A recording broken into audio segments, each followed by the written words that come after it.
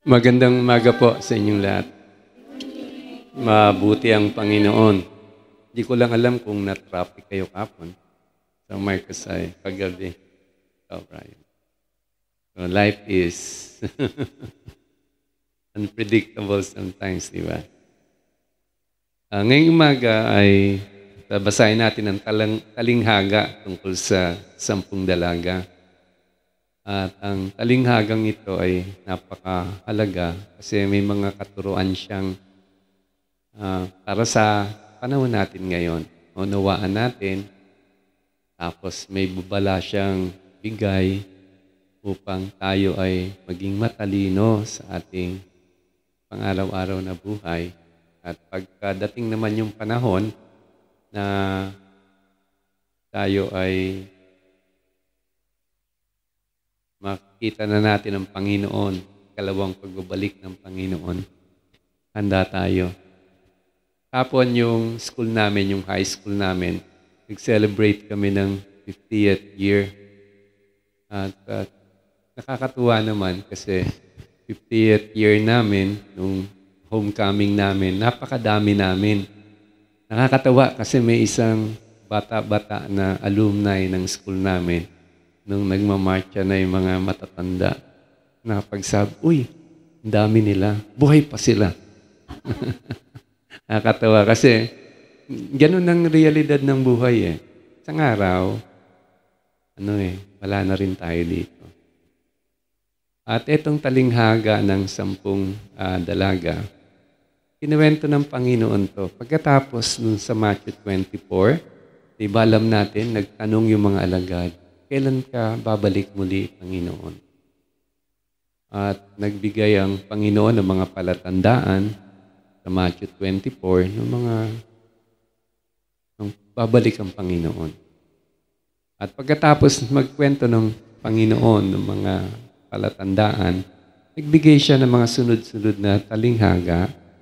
Pero mga talinghagang ito, kagaya ng babasahin natin, nakatuon to sa atin na dapat tayo ay laging handa. Di natin alam ang araw, kailan, anong oras, anong taon, malinaw yan. Walang sino man na nakakaalam sa atin. Pero ang Panginoon, ninanais na tayo maging matalino at tayo ay maging handa sa araw na yon. Basahin po natin yung Mateo 25 verses 1 to 13. Verse 1, ang kaharian ng langit ay maitutulad dito. May 10 dalagang lumabas upang sumalubong sa lalaking ikakasal. Bawat isa'y may dalang ilawan. Ang 5 sa kanila ay hangal at ang 5 na may matatalino. Ang mga hangal ay nagdala ng kanilang mga ilawan, ngunit hindi nagbaon ng langis. Ang matatalino na may nagbaon ng langis, bukod pa sa nasa kanilang mga ilawan. Naantala ang pagdating ng lalaking ikakasal, kaya't inantok at nakatulog sila sa paghihintay. Ngunit ng hating gabi may sumigaw, narito na ang lalaking ikakasal. Lumabas na kayo upang salubungin siya. Agad bumangon ang 10 dalaga at inayos ang kanilang ilawan. Sinabi ng mga hangal sa matatalino, bigyan naman niyo kami kahit konting langis. Aandap-andap na ang aming mga ilawan. Baka hindi ito magkasya sa ating lahat. Mabuti pa'y pumunta muna kayo sa tindahan at bumili para sa inyo. Tugon naman ng matatalino. Kaya't lumakad ang 5 dalagang yon upang bumili ng langis. Habang wala sila, dumating ang lalaking ikakasal. Ang 5 nakahanda ay kasama niyang pumasok sa kasalan at isinara ang pinto. Pagkatapos dumating naman ang iba pang dalaga, Panginoon, pasukin po ninyo kami. Pakiusap nila. Ngunit tumugon siya, sino ba kayo? Hindi ko kayo kilala. Pagkatapos nito ay sinabi ni Jesus, kaya't magbantay kayo sapagkat hindi nyo alam ang araw o ang oras man. Dakilang Diyos, maraming salamat po sa iyong salita. Dalangin po namin, buksan mo ang aming isip. Ipaunawa mo sa amin ang kahalagahan ng mga talatang binasa po namin ngayon upang sa gayon kami po ay maging matalino habang kami naghihintay sa iyong muling pagbabalik. Ito pang panalangin namin sa pangalan ni Jesus. Amen. So, yun yung konteksto na sinasabi ng Panginoon sa atin dito na ang kahalagahan ng pagiging handa sa pagbabalik ni Jesus. Kasi yan ang katotohanan. Babalik talaga ang Panginoon. Babalik siya. Ito yung, minsan nag-usap kami ni Brother Levy. Ano pa ba yung pangako ng Lord na hindi natutupad? Sabi ni Brother Levy, yung pagbabalik ng Panginoon. Totoo yan. Isang araw, babalik ang Panginoon. Yan yung katotohanan na dapat nating alam. At habang naghihintay tayo sa kanyang muling pagbabalik, inanais ng Panginoon sa pamamagitan ng talatang ito na itawid sa ating mga isip, sa ating mga puso ang kahalagahan ng isang matalinong pamumuhay upang kapag dumating nga siya, nakahanda tayo. Hindi yung pagdating ng Panginoon, sabihin ng Lord sa atin, kagaya dun sa 5 mangmang. Diba, sakit nun? Sabi ng Panginoon, who you? Hindi kilala ng Lord.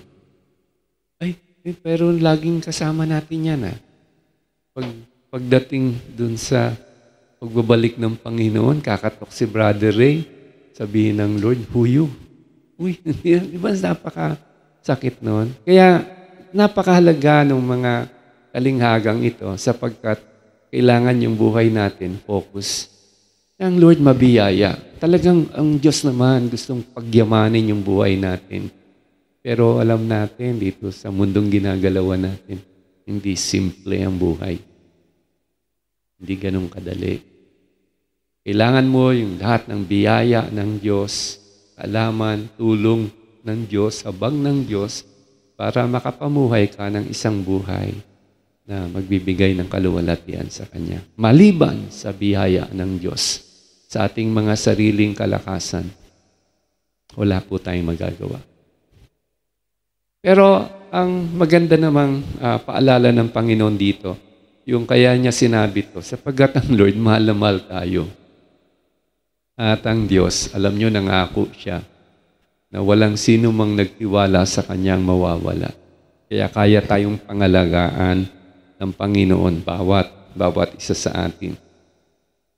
Sigurado ang pagbabalik ng Panginoon, mahalaga na tayo ay maging handa. Ngayon, pagkatalinghaga ang pag-uusapan sa Biblia, maraming pwede mong itanong sino itong mga taong ito?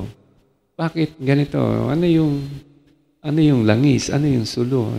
May mga bagay na pag hindi na kinuwento ng Panginoon sa talinghaga, ibig sabihin wag mo nang masyadong bigyang pansin yan. Ang dapat mong bigyang pansin yung mga mahalagang puntos dun sa sinabi ng Panginoon. Kasi, siyempre, pagka iba-iba yung mga preacher, isang pagkakataon nga, nakinig ako dun sa pangangaral ng isang kilalang preacher tungkol dito sa subject matter na to. Pero malungkot, minsan na-miss yung puntos. May mga bagay na dinagdag o yung interpretation na wala na yung gustong daling punto ng Panginoon. Babalik siya at dapat tayo maging handa. Naging iba yung istorya ng kwento. May 4, tandaan niyo, may 4 na napakahalagang dapat bigyan natin ng tuon o pansin dito sa talinghagang ito. Yung kasal.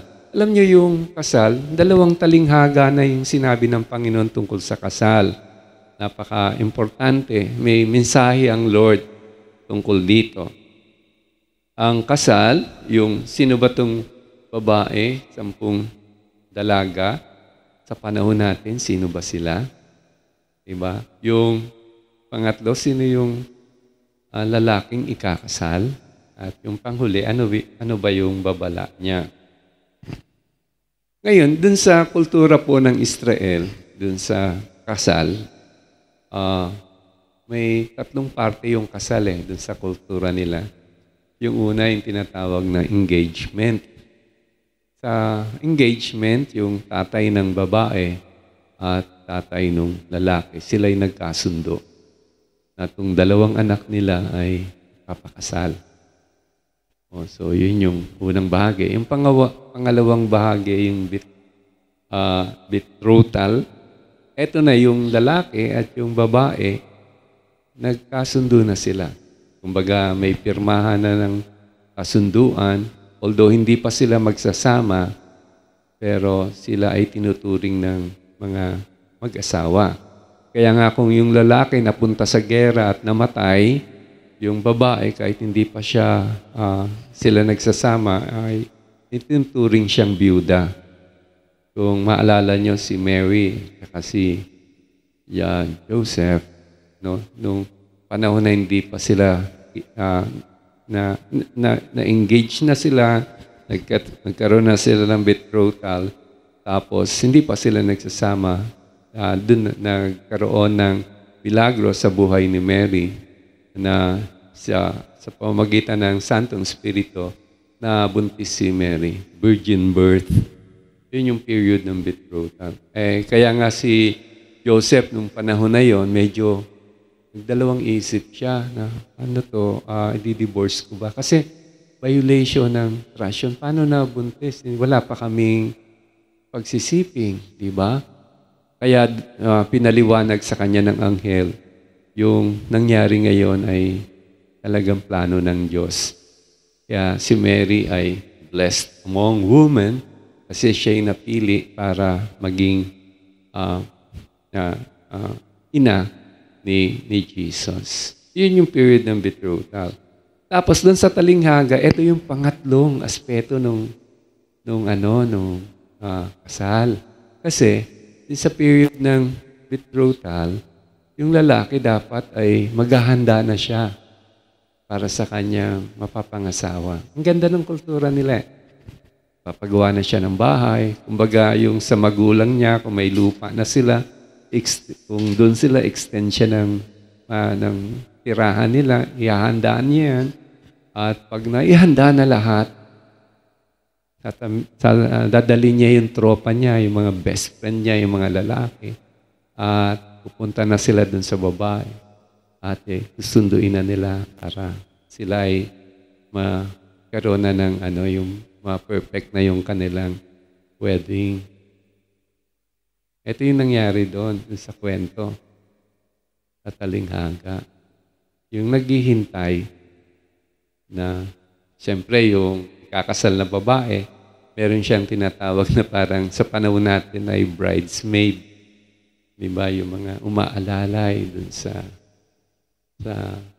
ikakasal. At ito'y pili. At sabi sa Biblia, 10. Alam nyo, sa kultura ng Israel, mga Hudyo, napaka-importante yung 10, laging 10. Bago ka mag-start to ng sinagoga, kailangan may 10 lalaki. Mga ganun ba? Kaya maganda yung number nila. At ito, 10, yung babae para sumalubong dun sa lalaki pagdating. Sa istorya, nakahanda na sila, may dala na silang sulu. Yung ilawan ba? Yung sulu doon, sa dulo ng kahoy, nilalangisan yun para tuloy-tuloy magliwanag. Pag mamamatay na, lalagyan ng langis.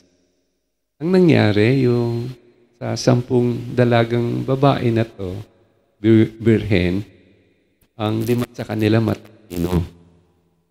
Sabi ni Jesus, ang 5 ay mangmang. Kasi yung 5, may dalang... Yan yung yaman ni Pastor Norman. Daming mic. Bago-bago. yung 10 ay matalino kasi may dala silang langis. Yung 5 naman ay yung 5 matalino, yung 5 mangmang. So ito yung kasalan, no? Sabi dun sa Apocalypse 19 verses 7 to 7 to 9. Kasi napaka-importante itong kasalang ito. Pinapatungkol ng Lord dun sa mangyayaring kasalan, pagbabalik niya, na kung saan ang iglesia, ang church, ay i-unite sa Kanya. Sabi dun sa Apokalipsis, nandiyan dyan, 19 verses 7 to 9, magalak kayo at magsaya at bigyan natin siya ng kaluwalhatian sapagkat dumating na ang kasal ng kordero at ng kanyang asawa ay nahanda na at binigyan niya siya ng isang malinis na damit na lino na siyang mga gawa ng mga banal. At sa talatang ito, ang iglesia, ibig sabihin yung mga nananampalataya kay Kristo ay tinawag na asawa ni Kristo. Sino yun? Tayo yun. No? Tayo ay pinaghahanda para darating yung panahon na ikakasal tayo kay Kristo. Yan din yung sabi dun sa 2 Corinthians chapter 12 verse 2, sapagkat nag-aalala ako sa inyo, si Pablo nangungusap dito, na may pag-aalala ng Diyos, sapagkat inyong pinagkaloob ako sa isang asawa kay Kristo upang iharap ko kayo sa Kanya bilang isang malinis na birhen. Ang talatang ito, si Pablo ay nagpapaalala sa mga taga-Korinto na sila'y pinagkaloob sa isang asawa, si Kristo nga. At si Pablo ang siya nagiging tagapag-ingat para marating nila yung ganung paghahanda sa kay Kristo. So, dito sa mga talinghaga ng 10 birhen, yung kasal na binabanggit dito, sa isang malawakang pananaw, ito ay nagpapatungkol sa darating na panahon na tayo ikakasal kay Kristo. Pwedeng mangyari ito kapag ang Panginoon ay bumalik ng muli, o kaya pwedeng mangyari ito kapag tayo ay kinuha ng Lord dito sa lupa. Ayun yung moment natin na tayo ay kakasal sa Panginoon. Tapos, pangalawang napaka-importanting bahagi ng talata, yung 10 dalaga.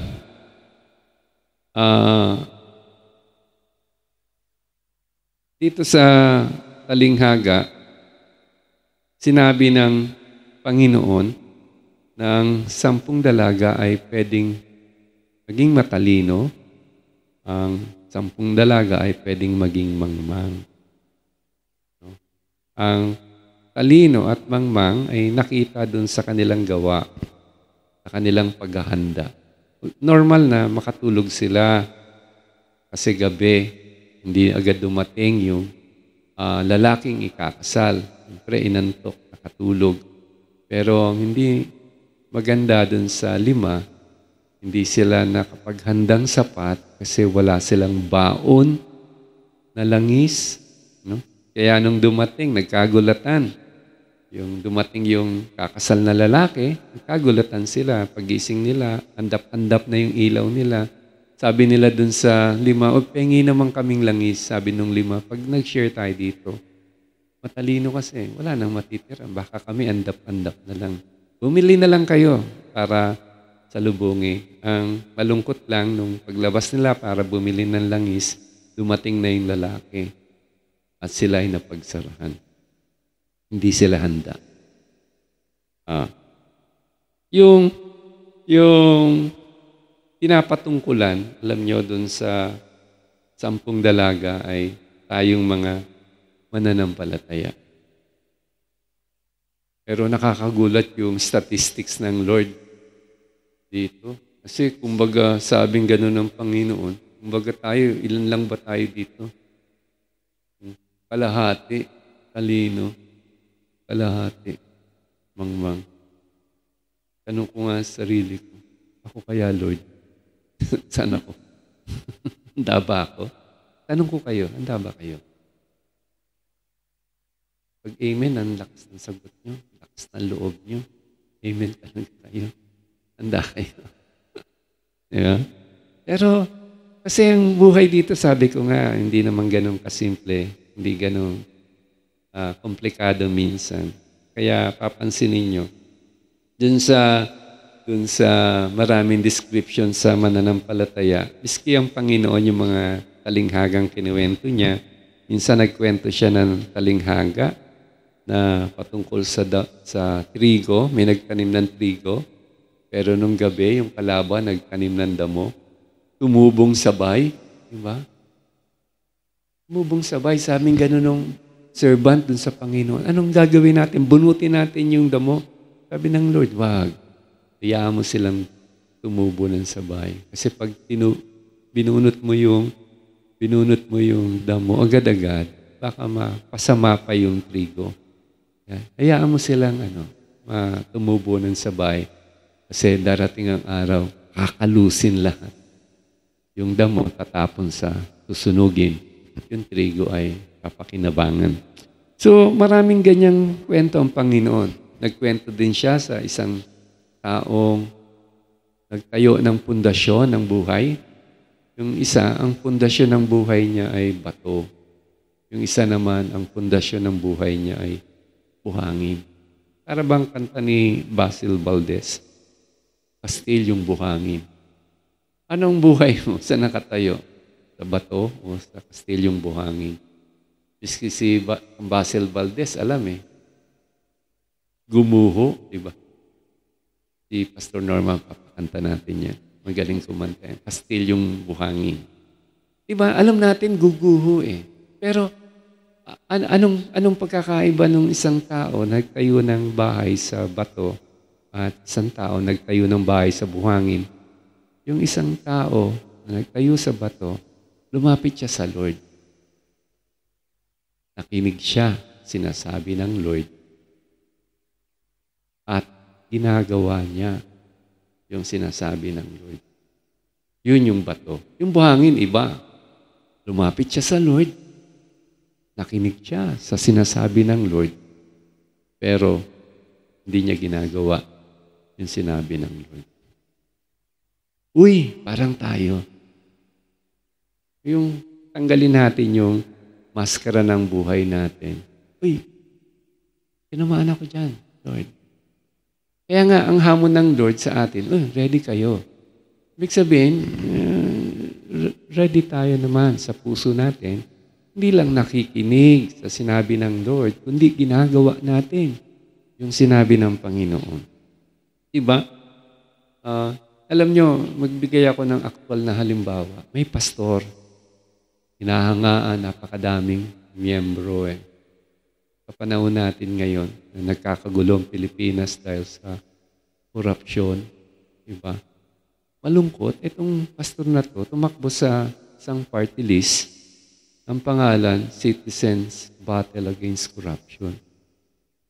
Si Bak. Handang huli, malungkot, kasi ginikilala mo siya Diba? Malungkot, isang araw na kasuhan pala to, matagal na, at na sabihan na hindi dapat humawak ng pwesto. Pero by milagro na isang tabi yung kaso.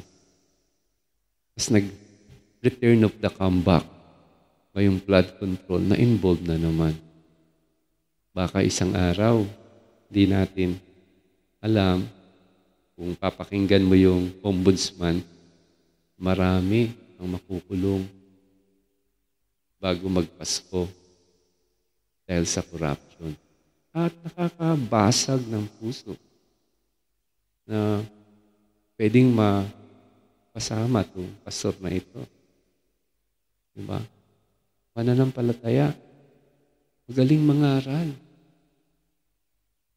Pero ang Lord talaga, sa atin, sa totohanan lang, hindi nakatingin sa panlabas natin Maring hindi masyadong potentayan suot ng pastor natin, t-shirt lang. O hindi naman, ganun kayaman yung pastor natin, generous lang. Si Brother Manny pala mayaman. Ah, pero, alam nyo, yung mga panlabas, di dyan na wa-effect sa Lord yan eh. Kasi pag tinitignan tayo ng Lord, patingin siya sa puso natin. Yung kakayahan nating makinig at kahandaan nating sumunod sa kanyang sinasabi.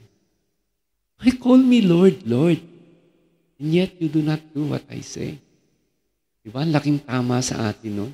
Pag may nagawa tayong mali, nag-enjoy ka ba? Hindi. Dahil Kristiyano ka eh. Pag may nagawa kang mali, iiyak ka. Sabihin mo, Lord, sorry. Sorry po. Kabalikan ko itong bida nating politiko. Kunyari, tayo maghuhusga. Ba't kaganyan? Tinira mo yung pangalan. No? Pero, tanungin kita. Kunyari, nagkapalit kayo ng pwesto. Ikaw yun. Hindi ka ba matukso? Hindi ka ba magaya sa kanya? Milyon-milyon? Diba? Ako, hindi ko masabi. Kung ako yun, baka sabihin ko, okay, diba? Hindi natin alam, wag tayo magyabang eh. Diba? Wag tayo maghusga. Kasi maaring, kung tayo man nasa lugar na yun, maaring bumaksak din tayo. Kaya nga, sabi ng Panginoon, yung 10, importante sa atin to, na hindi tayo mapabilang dun sa 5 mangmang. Pagpursige tayo, na tayo ay maging matalino sa harap ng Panginoon. Dito nga sa Mayfield, konti lang tayo. Biro mo kung by percentage, 50% sa atin, matalino 50% ng mga. Di ba kung bagay, hindi naman out of context na yung percentage ko. Pasensya nyo, lumabas yung aking pagiging accountant.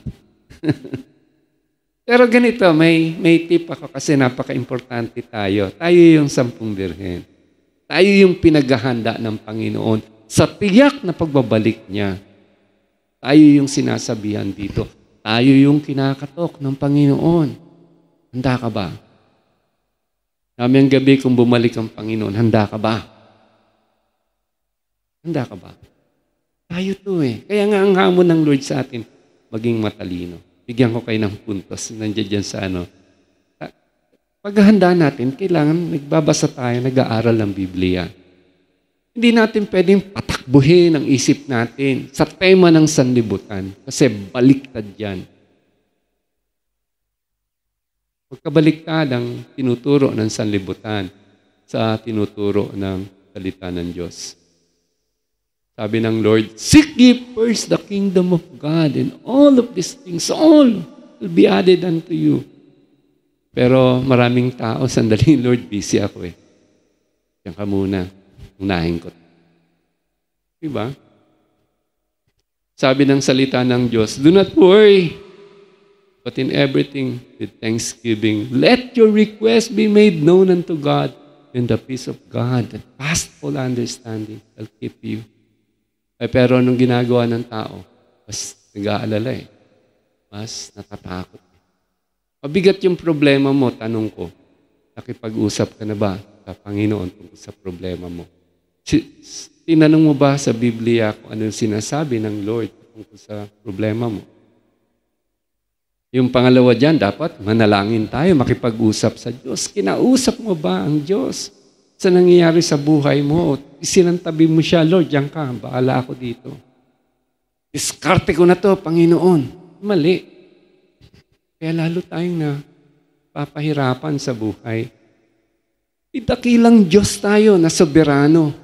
Na yung buhok mo hindi malalagyag, babaksak yan na hindi niya alam. Yung walang kwentang ibon, hindi natin pinapansin. May mamatay dyan. Alam ng Lord. Sabi ng salita ng Diyos, ikaw pa kaya mahal ng Diyos? Ikaw pa kaya na hindi alagaan ng Diyos? Pero, nananalangin ka ba sa pangangailangan mo? Sabi ni James, you have not because you ask not. Never kang nakipag-usap sa Lord tungkol sa problema mo. Ako nung mga bata pa kami ni Sen, tapos nag-asawa kami, nagkaanak kami, tapos nung nagtrabaho ko, isang araw tinawag ako ng Lord mag-serve sa Kanya.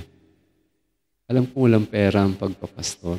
Kinausap ko ang Lord, sabi ko, mga bata pa yung anak namin nun. Elementary pa lang.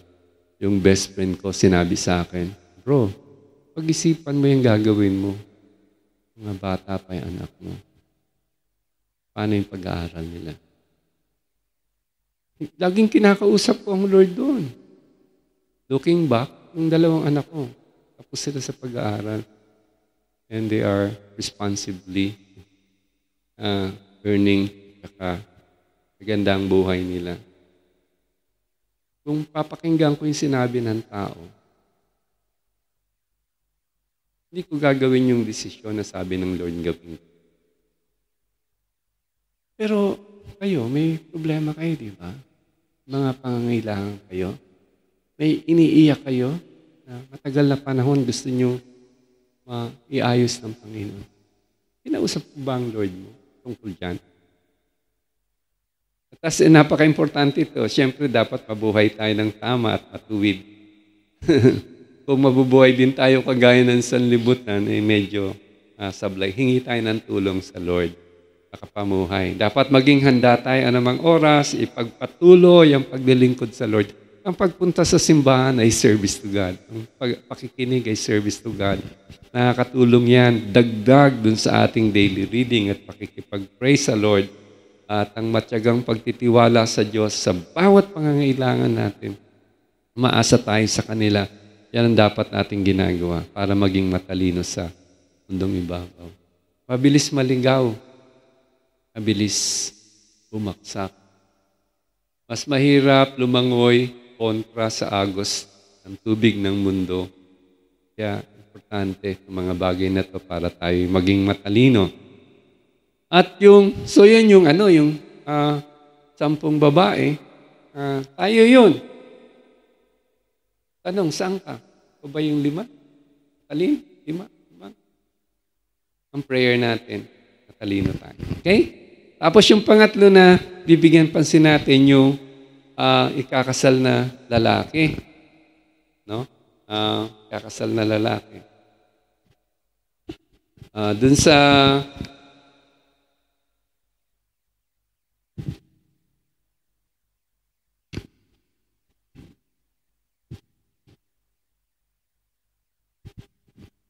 yung outline ko, yung pinirint ko, malabo. Hindi ko mabasa mismo yung outline ko. Kaya dito na lang ako, mas maganda itong ginawa ni Pastor Norman na program. Yung ikakasal na lalaki, ang ikakasal na lalaki ay si Jesucristo. Siya yung bridegroom, ang nobyo na nag-aanyaya sa mga dalaga o mga mananampalataya na makipagkasundo sa Kanya. Pagdating ng bridegroom, ito ay sumisimbolo sa pagbabalik ni Jesus sa mundo. Ito yung context ng ng talinghaga, yung pagbabalik ng Panginoon, at ang dalaga na handa na ay ang mananampalatayang naghihintay, naghahanda sa Kanyang pagbabalik. So, mga kapatid, napaka-importante na sa panahon ngayon, sabi nga ni Pablo sa 2 Corinthians chapter 13, verse 5, examine yourself if truly you're in the faith. Gagawin dapat natin yan. Hindi si Pastor Norman na mag-i-examine sa atin. Hindi naman niya alam ang takbo ng puso natin. Diba?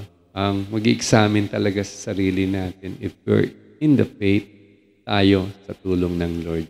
Okay? Kaya nga dun sa Lucas 6:46, di ba sabi niyang, Lord, why call me Lord, Lord, and yet you do not do what I say? Dun sa Matthew 7, ayun, marami magsasabi sa Lord, Lord, di ba kami nangaral, nagpagaling, nagmilagro, gumawa, pangalan mo? Malungkot sabi ng Lord sa kanila, who you? O dapat hindi tayo yun.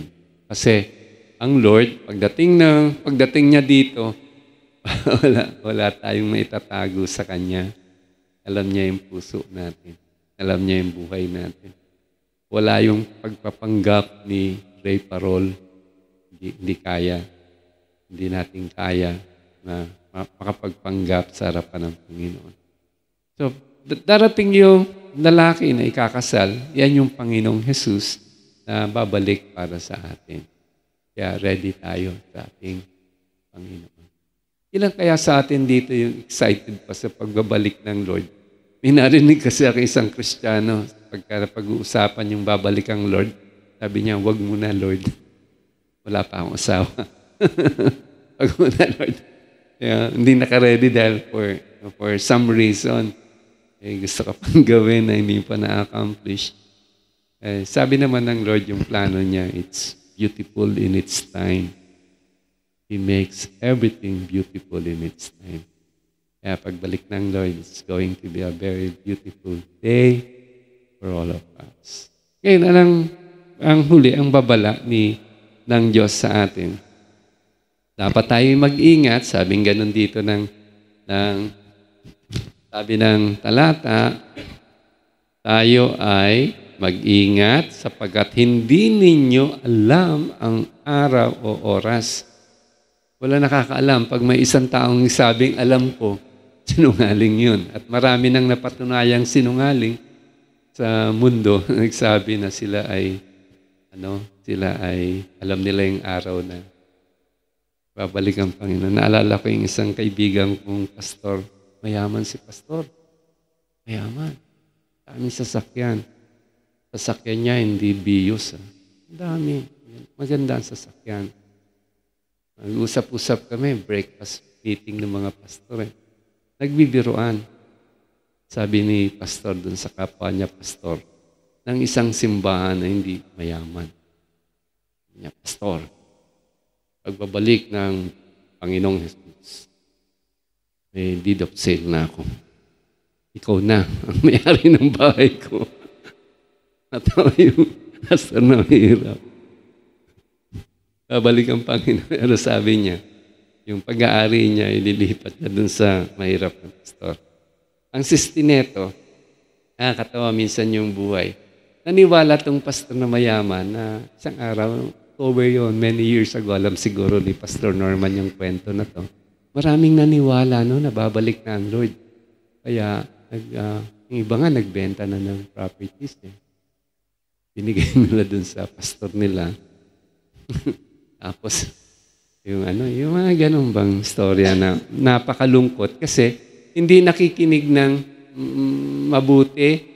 Dapat ang basihan talaga natin ang salita ng sa oras at araw ng pagbabalik niya. Walang sino man nakakaalam. Hindi si pastor, hindi sino mang propeta na. Sa panahon natin ngayon, maraming false prophet. Kaya dapat hindi tayo nakikinig sa kanila.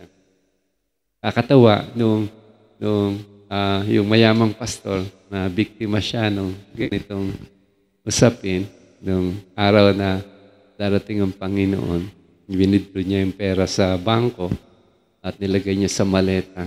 At nung oras at araw, hawak-hawak niya yung maleta. Pag-alis na Panginoon, kasama niya yung pera. hindi dumating ang Lord. So, binalikan siya ng isang pastor. Nagkakabiruan tayo Pero sa totoo lang, ang sinasabi dito, maganda, hindi natin alam yung oras at araw. Ngayon, nais kong basahin ng isang talata ng Biblia. Sa Lucas chapter 21, verse 34 to 35, sabi dito, mag-ingat kayo na huwag kayong malulong sa labis na pagsasaya, paglalasing, at matuon ang inyong pag-iisip sa mga alalahanin sa buhay na ito. Kung hindi ay bigla kayong aabutan ng araw na yon tulad ng isang bitag. Sapagkat darating ang araw na yon sa lahat ng tao sa ibabaw ng lupa. Itong araw ng pagdating ng Lord, ang babala sa atin, hindi natin alam, pero siguradong darating. Siguradong darating. Noong Wednesday, Tuesday pala natawagan ako ng isang kaibigan ko. Sabi sa akin, Ray, yung kaibigan natin, si Pedro ay namatay. Sabi niya, dalawin mo naman siya. So, pumunta ako dun sa Burol, dyan sa may Loyola. Itong si Pedro ay kaibigan, pero siya ay senior ko. Kasi nung pumasok nun ako sa nag-opisina kasi ako nun sa sa Malacanang, ang budget nun, ang tawag, Office of Budget and Management. At dito, maraming mga empleyado at naging kaibigan. At isa dito si Pedro. Mabait kasi siya at halos lahat sa amin, kilala siya, yung director namin, yung mga boss ko. To cut the long story short, pumunta ako dun sa libingan, sa Burol. Pagpasok ko, na-realize ko, wala akong kilala. Hindi ko kilala yung asawa niya, yung anak niya, pamilya nila, yung mga ako. Tinignan ko yung bisita, wala akong kilala. Ako lang, nakakilala sa sarili ko. Lumapit ako dun sa misis para makikondol. Sabi ko, nakikiramay po. Ako po si Ray Parol. Kaibigan po namin si Pedro. Nagtawag ako dun sa mga ibang kasama ko na kagaya nung kumpare niya, nakilala nung anak nung namatayan. Sabi ko, hindi siya makapunta dahil siya ay nasa Bicol. Ako na lang po ang nandito para mahatid ng pakikiramay. Kasi lahat ng kaibigan ni Peter, ni Pedro, dun sa opisina namin, lahat sila nauna na eh. Yung director ko, yung boss ko, isa-isa ko, lahat sila wala na eh. Hindi na makadalaw dito. Ako na lang natira. Kasi bata-bata. Alam nyo, yan tayo isang araw. Like it or not. Yan ang realidad ng buhay natin, mga kapatid. Yan yung tinuturo ng talinghaga sa atin. Maghanda kayo. Tiyak, sigurado darating yan. Diba? Gustuhin mo man o hindi. Darating at darating yan. Kaya nga sabing ganun dito ng Panginoon, sapagkat darating ang araw na iyon, kanino? Kanino darating yung araw na iyon? Hindi. Sa lahat ng tao. Sa atin, tama. Sa lahat ng tao, saan? Sa ibabaw ng lupa. Ibig sabihin, darating yan sa'yo. Sa akin. Diba? Sa ating lahat. Ang tanong uli ng Panginoon, talino ka ba? Ready ka ba? Ang si Mami Imelda ready. So let's pray. Manalangin tayo. Dakilang Diyos, maraming salamat po sa mensahe mo sa amin ngayong umaga. Lord, tunay po, kailangan handa po kami sa iyong pagbabalik. Tulungan mo kami sa biyaya mo, makapamuhay ng isang buhay ng handa. Ito ang panalangin namin sa pangalan ni Jesus. Amen.